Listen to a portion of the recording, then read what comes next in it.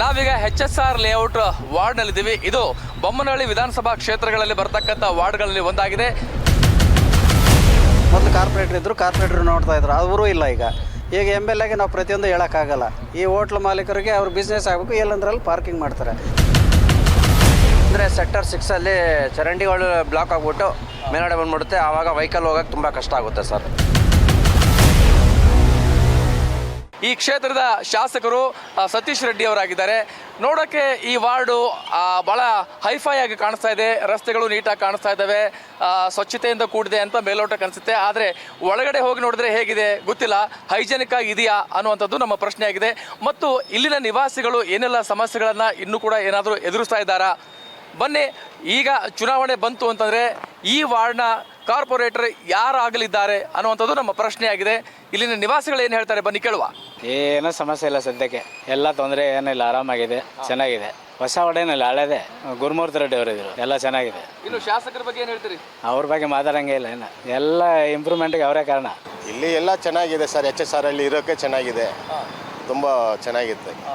ಏನು HSR ಅಲ್ಲಿ ಈ ಥರ ಕೂಲಿಂಗ್ ಜಾಸ್ತಿ ಇದೆ, ಗಿಡ ಮರಗಳು ಜಾಸ್ತಿ ಇದೆ, ಇರೋಕ್ಕೆ ಏರಿಯಾ ಚೆನ್ನಾಗಿದೆ. ಭಯ ಅದೇನು ಭಯ ಇಲ್ಲ. ನಾವೀಗ HSR ಲೇಔಟ್ ವಾರ್ಡ್ನ ಈ ಒಂದು ಮಹಿಳಾ ಉಪಠಾಣೆ ಇದೆ ಅಲ್ವಾ, ಅದರ ಹಿಂಭಾಗದಲ್ಲಿರುವಂಥ ರಸ್ತೆಯಲ್ಲಿದ್ದೀವಿ. ನೀವೀಗ ದೃಶ್ಯದಲ್ಲಿ ನೋಡ್ಬೋದು ಕೆಫೆ ಅಮುದಮ್ ಅದರ ಮುಂಭಾಗದಲ್ಲಿದ್ದೀವಿ. ಇಲ್ಲೆಲ್ಲ ರಸ್ತೆಗಳು ಚೆನ್ನಾಗಿದ್ದಾವೆ, ಎಲ್ಲ ಜನ ಹೈಫೈ ಆಗಿದ್ದಾರೆ ಅಂತ ಹೇಳ್ತಾ ಇದ್ದಾರೆ. ಆದರೆ ಹೈಫೈ ಜನ ಹೈಫೈ ಆಗಿ ಇಲ್ಲಿ ವಾಸ ಮಾಡ್ತಾ ಇಲ್ವೇನೋ ಅಂತ ಅನಿಸುತ್ತೆ. ಯಾಕೆಂದರೆ ಕಾನೂನನ್ನು ಉಲ್ಲಂಘಿಸ್ತಾ ಇದ್ದಾರೆ. ಎಲ್ಲಿ ಬೇಕಲ್ಲಿ ವೆಹಿಕಲ್ಗಳನ್ನು ನಿಲ್ಲಿಸ್ತಾರೆ, ಪಾರ್ಕ್ ಮಾಡ್ತಾರೆ. ರಸ್ತೆಯ ಎರಡೂ ಬದಿಗಳಲ್ಲಿ ನೋಡಿ, ನೀವು ನೋಡ್ಬೋದು 4 ವೀಲರ್ ನಿಲ್ಲಿಸಿದ್ದಾರೆ, 2 ವೀಲರ್ ನಿಲ್ಲಿಸಿದ್ದಾರೆ, ಆಟೋ ನಿಲ್ಲಿಸಿದ್ದಾರೆ.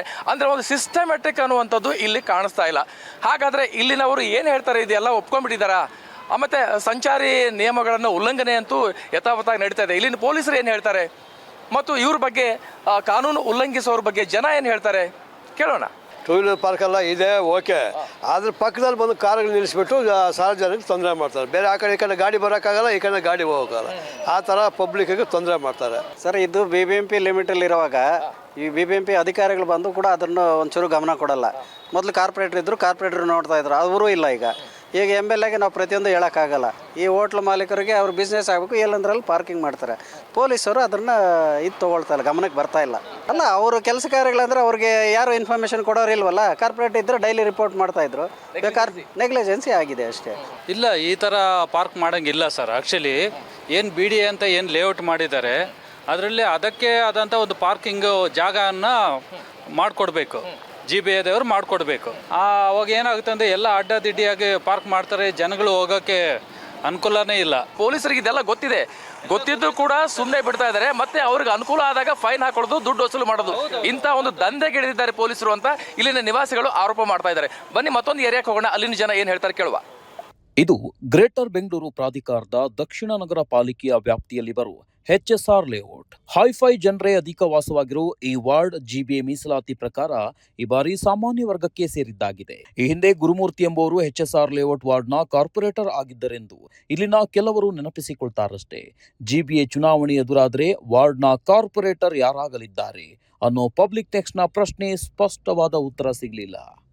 ಸುಮಾರು 7 ವರ್ಷ ಆಗಿದೆ. ಇಲ್ಲಿ ಎಲ್ಲ ಚೆನ್ನಾಗಿದೆ, ರೋಡೆಲ್ಲ ಸರಿಗಿದೆ. ಸದ್ಯಕ್ಕೆ ಹಳ್ಳ ಆಯಿತು, ಅದೆಲ್ಲ ಕವರ್ ಮಾಡಿ ರೋಡೆಲ್ಲ ಸರಿಗೆ ಮಾಡಿದ್ದಾರೆ. ಪಾರ್ಕ್ ಎಲ್ಲ ಕ್ಲೀನ್ ಇದೆ. So I am happy about it. ನಾವೀಗ HSR ಲೇಔಟ್ ವಾರ್ಡ್ನ 6th and 7th ಸೆಕ್ಟರ್ನಲ್ಲಿದ್ದೀವಿ. ಮಳೆಗಾಲ ಬಂತು ಅಂತಂದರೆ ಇಲ್ಲಿನ ಜನರಿಗೆ ಸಮಸ್ಯೆ ಆಗುತ್ತೆ ಅಂತ ಹೇಳ್ತಾ ಇದ್ದಾರೆ. ಏನಾಗುತ್ತೆ ಅಂತಂದರೆ ಇಲ್ಲಿ ಚರಂಡಿ ಅಥವಾ ಮೋರಿ ಕಟ್ಕೊಂಡ್ಬಿಡುತ್ತೆ. ಮಳೆ ಬಂತು ಅಂದರೆ ನೀರು ವ್ಯವಸ್ಥಿತವಾಗಿ ಜರುಗಿ ಹೋಗೋದಕ್ಕೆ ಇಲ್ಲಿ ವ್ಯವಸ್ಥೆ ಇಲ್ಲ, ಅಂದರೆ ಮೋರಿ ಕಟ್ಕೊಂಡ್ಬಿಡುತ್ತೆ ಅಂತ ಹೇಳ್ತಾ ಇದ್ದಾರೆ. ನಾವೀಗ ಆ ದೃಶ್ಯವನ್ನು ತೋರಿಸ್ತಾ ಇದ್ದೀವಿ. ಇಲ್ಲೆಲ್ಲ ನೀರು ಬಂತು ಅಂತಂದರೆ ಫ್ಲೋ ಆಗೋದಿಲ್ಲ, ಹೀಗಾಗಿ ಮನೆಗಳಿಗೆ ನುಗ್ಗುತ್ತೆ ಅನ್ನುವಂಥದ್ದು ಜನರ ಅಭಿಪ್ರಾಯ. ನಾವು ನೋಡ್ದಂಗೆ ಮಳೆ ಬಂದರೆ ಸೆಕ್ಟರ್ 6ಅಲ್ಲಿ ಚರಂಡಿಗಳು ಬ್ಲಾಕ್ ಆಗಿಬಿಟ್ಟು ಮೇಲ್ಗಡೆ ಬಂದ್ಬಿಡುತ್ತೆ. ಆವಾಗ ವೆಹಿಕಲ್ ಹೋಗೋಕ್ಕೆ ತುಂಬ ಕಷ್ಟ ಆಗುತ್ತೆ ಸರ್. ಗಮನ ಬಂದಿದೆ, ಮಾಡ್ತಿದ್ದಾರೆ, ಆದರೆ ಅದು ಒಂದು ಸಲಕ್ಕೆ ಅದು ಸರಿ ಹೋಗ್ತಾ ಇಲ್ಲ ಸರ್, ಅಷ್ಟೇ. ಯಾವತ್ತು ಚೆನ್ನಾಗಿರೋ, ಆರಾಮಾಗಿರೋ. HSR ಯಾವುದೂ ಕಂಪ್ಲೀಟ್ ಇಲ್ಲ ಸರ್, ಸೂಪರ್ ಇದೆ, ಏನು ತೊಂದರೆ ಇಲ್ಲ. ನಮ್ಮ ಅಣ್ಣರಿದ್ದಾರೆ ಬರ್ತಾರೆ ಎಲ್ಲ ನಮ್ಮ ಸಾಲ ಕ್ಲಿಯರ್ ಮಾಡ್ತಾರೆ ಸರ್. ನಾವೀಗ HSR ಲೇಔಟ್ನ ಕ್ಲಬ್ ರೋಡ್ನಲ್ಲಿ ಇದ್ದೀವಿ. ನೀವೀಗ ದೃಶ್ಯದಲ್ಲಿ ನೋಡ್ಬೋದು ಎಷ್ಟು ಮರಗಳಿದ್ದಾವೆ, ಸಾಲು ಮರಗಳಿದ್ದಾವೆ, ತಂಪು ಕೂಲ್ ಅಂತ ಎಲ್ಲಾದರೂ ಇದೆ ಅಂದರೆ ಬೆಂಗಳೂರಿನ HSR ಲೇಔಟ್ ಅಂತ ಹೇಳಿದ್ರೆ ತಪ್ಪಾಗಲಿಕ್ಕಿಲ್ಲ. ಯಾಕೆಂತಂದರೆ ಇದು ಒಂದು ರೀತಿಯಿಂದ ಒಂದು 30-35 ವರ್ಷದ ಇತ್ತೀಚಿನ ದಿನಗಳಲ್ಲಿ ಈ ಒಂದು ಲೇಔಟ್ ನಿರ್ಮಾಣವಾಗಿದೆ. ಹೀಗಾಗಿ ಇಲ್ಲೆಲ್ಲ ಹೈಜೆನಿಕ್ ಆಗಿ ಮತ್ತು ಹೈಫೈ ಇರುವಂಥ ಜನಗಳು ವಾಸ ಮಾಡುವಂಥ HSR ಲೇಔಟ್ ಅಂತೂ ಕೂಡ ಹೇಳಲಾಗ್ತಾ ಇದೆ. ಆದರೆ ಮೂಲಭೂತ ಸಮಸ್ಯೆಗಳಲ್ಲಿ ಈ ಲೇಔಟು ಹಿಂದೆ ಬಿದ್ದಿಲ್ಲ. ಈ ಹಿಂದಿನ ಕಾರ್ಪೊರೇಟರ್ ಆಗಿರುವಂಥ ನಾಗರಾಜ್ ಮೂರ್ತಿ ಅನ್ನುವಂಥವ್ರು ಕೆಲಸವನ್ನು ಮಾಡಿದ್ದಾರೆ. ಹಾಗೇನೇ ಶಾಸಕ ಸತೀಶ್ ರೆಡ್ಡಿ ಅವರು ಕೂಡ ಅಗತ್ಯ ಕೆಲಸ ಕಾರ್ಯಗಳನ್ನು ಅವರು ಮಾಡಿದ್ದಾರೆ.